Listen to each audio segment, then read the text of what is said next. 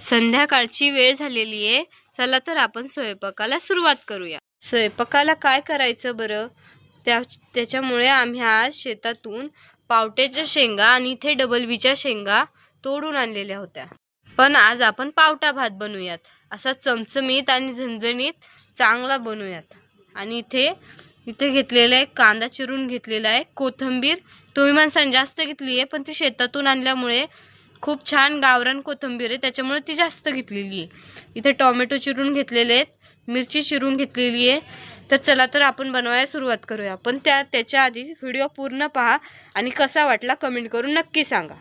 चॅनलवर नवीन असाल तर सबस्क्राइब करायला विसरू नका।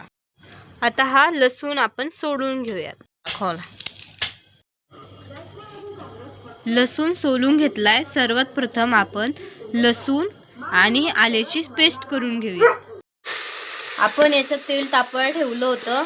पहिल्यांदा मी याच्यात आलं लसूणची पेस्ट टाकली आहे, त्यानंतर कांदा, त्याच्यानंतर याच्यात टाकलंय टोमॅटो आणि मिरची टाकलेली आहे आणि थोडीशी कोथिंबीर टाकलेली आहे। आता आपण याच्यात मसाले टाकून घेऊयात। त्याच्यात जिरे टाकून घेऊयात,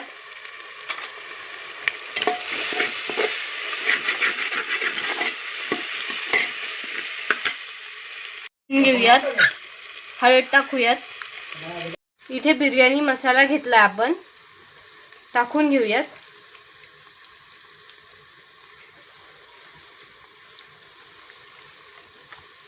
एवढा टाकल्यानंतर दुसरा कोणताच मसाला टाकायची गरज नाहीये,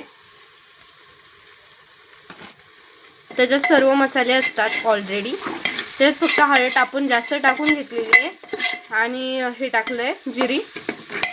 दुसरा कोणताच मसाला नाही टाकायचा। गरम मसाला टाकला तर ते खूप झणझणीत होईल। ह्या पावट्याच्या शेंगा आपण परत धुवून घेतलेल्या आहे, याच्यात टाकून घेऊयात।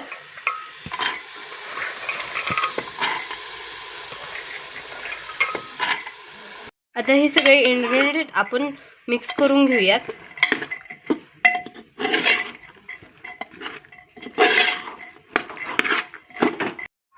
मसाले तुम्ही तुमच्या अंदाजाने कमी जास्त करू शकता। मी त्याच्यात बिर्याणी मसाला टाकला होता आणि 2-3 हिरव्या मिरच्या देखील टाकल्या होत्या। आता आपण याच्यात मीठ टाकून घेऊयात।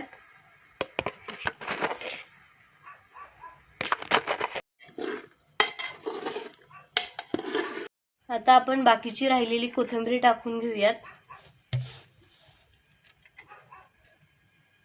हे आले लसूण केल्याचे पेस्टचे भांडे आहेत। आपण मसाले भातात डायरेक्ट पाणी नाही टाकणार, कारण डायरेक्ट पाणी टाकलं की भाताची चव जाते, त्याच्यामुळे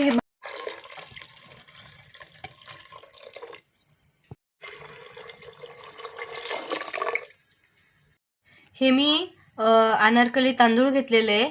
तुम्ही कोणतं पण वापरू शकता, त्यासाठी इंद्रायणी तांदूळ सगळ्यात छान आहे, पण आम्ही हे तांदूळ घेतलेले आहे। तर आपण हे स्वच्छ धुवून घेऊया 2 पाण्याने। किती छान वास आलाय आणि तरी पण तुम्ही पाहू शकता खूप छान आलेली आहे। याच्यामध्ये आपण हे धुवून घेतलेले तांदूळ टाकून घेऊयात।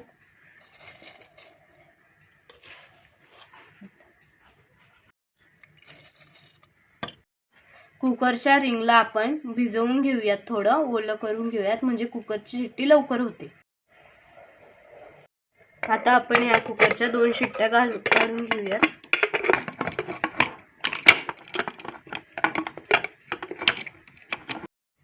याच्या 2 शिट्ट्या काढून घेतलेल्या आहेत, आपण याची वाफ काढून घेऊयात।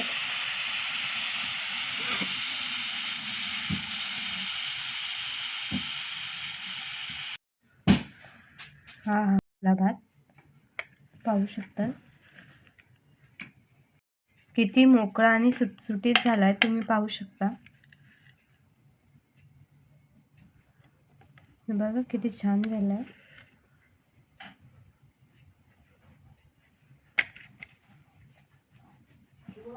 आता आपण त्याला सर्व करून घेऊयात।